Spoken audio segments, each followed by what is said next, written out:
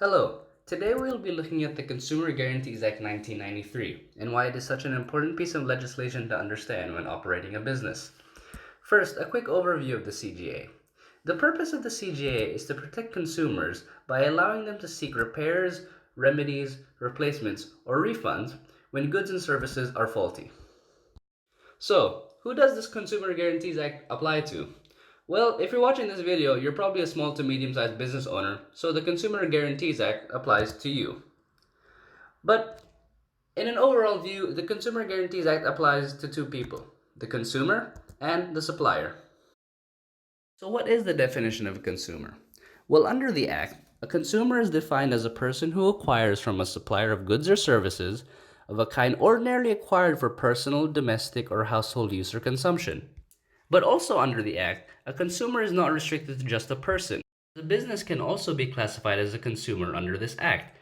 However, a business can only be classified as a consumer if they do not use the goods or services back in their trade, consume in the course of production or manufacturing, or use the goods or services to repair other goods or fixtures on their land.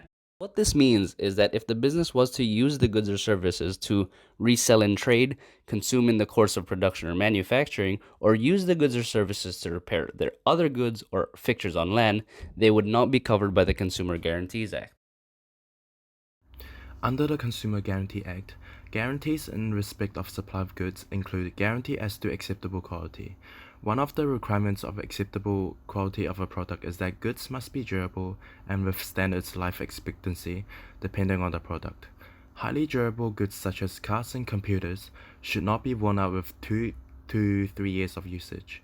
Other guarantees include guarantees as to fitness for particular purpose, guarantee that goods comply with description, guarantee that goods comply with sample, guarantee as to price, and guarantee as to repairs and spare parts.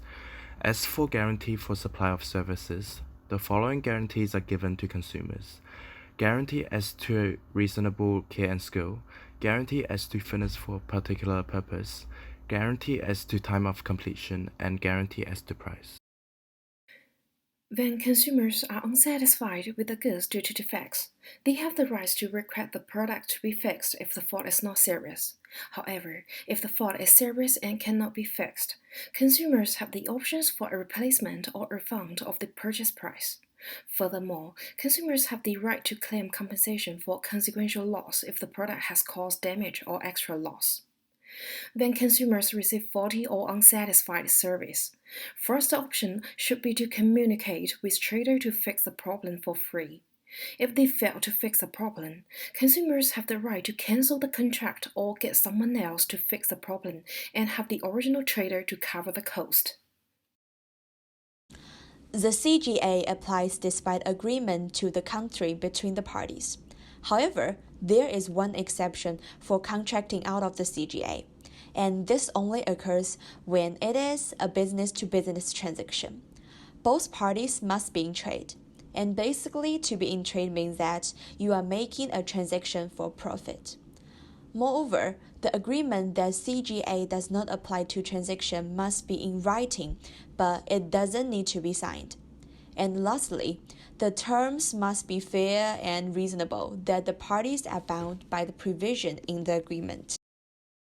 Businesses should establish a compliance program incorporating regular reviews of their sales documentation to minimize the practical consequences of the CGA, as it can be costly at times and affect economic performance of a business.